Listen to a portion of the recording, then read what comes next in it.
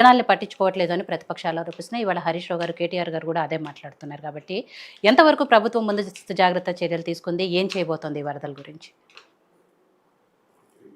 మీడియాలో కూడా చూస్తున్నాం. వర్షం అన్నది చివరికి చెప్పి రాదు. వాతావరణం అన్నది వర్షం అనేది ఏ గవర్నమెంట్ ఉన్నా ఎవరున్నా వర్షం కురిసినప్పుడు ఎవరేమి దాని గురించి అనుకోకుండా జరుగుతాయి. అయినా జరిగినప్పుడు ప్రభుత్వ యంత్రాంగాన్ని మొత్తం అలర్ట్ చేయడం జరిగింది. సీఎం గారు నిన్నట్టుండి మొన్నటి నుండి ఇదంతా వాతావరణ కేంద్రం నుంచి ఆయనకి ఎప్పుడైతే సమాచారం వచ్చిందో అప్పటి నుండి పూర్తి స్థాయిలో అధికారులను అలర్ట్ చేయడం జరిగింది. మంత్రులందరూ కూడా మా ఉత్తమ్ కుమార్ రెడ్డి గారు కానీ, మా వివేక్ గారు కానీ, తర్వాత మా శ్రీధర్బాబు గారు కానీ, పొంగిరెడ్డి శ్రీనివాసరెడ్డి గారు, సీతక్క గారు అందరూ కూడా ఎక్కడిదక్కడ అధికారులతో సమీక్షలు చేసుకుంటూ, కలెక్టర్, ఆర్డీఓ, ఎంఆర్ఓ అందరితో సమీక్షలు చేసుకుంటూ వాళ్ళకి ఆదేశాలు ఇచ్చి ఎక్కడిదక్కడ అలర్ట్ చేయడం జరిగింది. తర్వాత ఎక్కడ కూడా ప్రాణ నష్టం జరగకుండా దాన్ని కూడా తగిన చర్యలు తీసుకోవడం జరిగింది. కాపాడడం కూడా కాపాడింది. వాళ్ళ మీడియాలో అంతటా చూశారు కూడా. దానికి ఇది ఇప్పుడు రాజకీయాలు చేయడం కరెక్ట్ కాదు. ఇది ఎన్నికలు కాదు, ఇది ప్రజలకు సంబంధించిన విషయము. అన్ని వర్గాల ప్రజలు అక్కడ చాలా ఇబ్బంది పడుతున్న కార్యక్రమం ఇదంతా.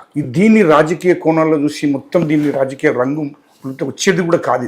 ఇది ఆ పరిస్థితి ఈరోజు నేను మాట్లాడినా ఎవరు మాట్లాడినా కరెక్ట్ కాదు. అవగాహన లేని మాటలు అంటారు.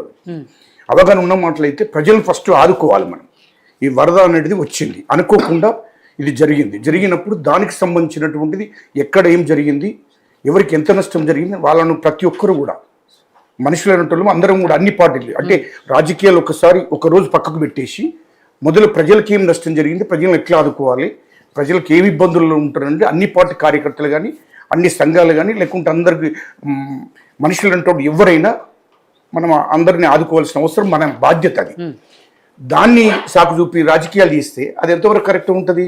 నిజంగానే ఇప్పుడు అధికారులందరూ కూడా ఎక్కడెక్కడ పొద్దున పోయి అధికారులందరూ కూడా అలర్ట్ అయి ఉన్నారు.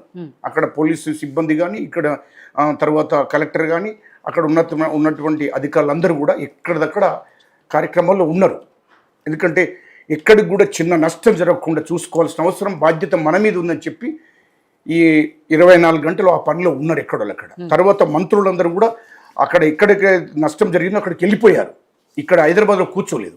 తర్వాత ముఖ్యమంత్రి కూడా అర్జెంటుగా ఇక్కడ నుంచి ఎల్లంపల్లి మొత్తం ఎక్కడెక్కడ నష్టం జరిగిందో అక్కడక్కడ వెంటనే వెళ్ళిపోవడం జరిగింది. ఎన్ని వేల కోట్లైనా పర్లేదు ఇచ్చేద్దాం, తప్పకుండా నష్టం జరగకుండా చూసుకోవాలి, ప్రజలను ఆదుకోవాల్సిన అవసరం ఉంది అని చెప్పి ఎవరైతే ఇండ్లు పోయినాయో, ఎవరికైతే ఇబ్బందులు ఏర్పడ్డాయో, ఎంత ప్రాణ నష్టం జరగకుండా మాత్రం ఫస్ట్ చూడాలి. తర్వాత ఎవరికైతే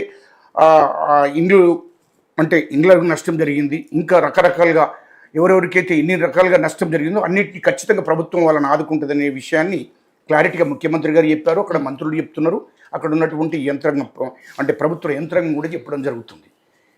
దీన్ని చూసి విమర్శన కాకుండా డైరెక్ట్ ఇవాళ రేపు మొదలు ప్రజలు ఎక్కడికి నష్టం జరుగుతుంది ప్రజల దగ్గరికి వెళ్ళి వాళ్ళని కాపాడవలసిన బాధ్యత, ఎవరి వంతు వాళ్ళు కాపాడవలసిన బాధ్యత ఉంది. అది పోయి ఇక్కడ విమర్శలు చేసుకుంటే రాజకీయ విమర్శ చేయవలసిన అవసరం లేదు, సమయం కూడా కాదు. ఇది కరెక్ట్ టైం కాదు. ఇప్పుడు ఫస్ట్ అక్కడ పోయి వాళ్ళని అందరినీ ఆదుకున్న తర్వాత వెనకసరి రాజకీయాలు ఇంకో 3-4 రోజుల తర్వాత మాట్లాడుకోవచ్చు కదా. ఇప్పుడే దాన్ని రాజకీయాలు చేయడం అంటే ఎవరికైనా ఏ గవర్నమెంట్ ఉన్నప్పుడు, గతంలో గవర్నమెంట్ ఉన్నప్పుడు, బీఆర్ఎస్ గవర్నమెంట్ ఉన్నప్పుడు జరిగింది. అంతకుముందు ఇంకో గవర్నమెంట్, తెలుగుదేశం గవర్నమెంట్ ఉన్నప్పుడు కూడా జరిగినప్పుడు ఫస్ట్ ప్రజలను ఆదుకోవాలి. ప్రజలకు నష్టం జరుగుతుంది, వరదలు వస్తుంది, అనుకోకుండా వర్షం వచ్చింది, వరదలలో కొట్టుకుపోయే పరిస్థితి వచ్చింది. వాళ్ళని ఎట్లా ఆదుకోవాలి, వాళ్ళకి ఎట్లా నష్ట నివారణ ఎట్లా చేయాలని ఆలోచించాలి తప్ప దీన్ని రాజకీయాలు చేస్తే లాభం ఉన్నది. అది ప్రజలు కూడా గమనిస్తారు కదా.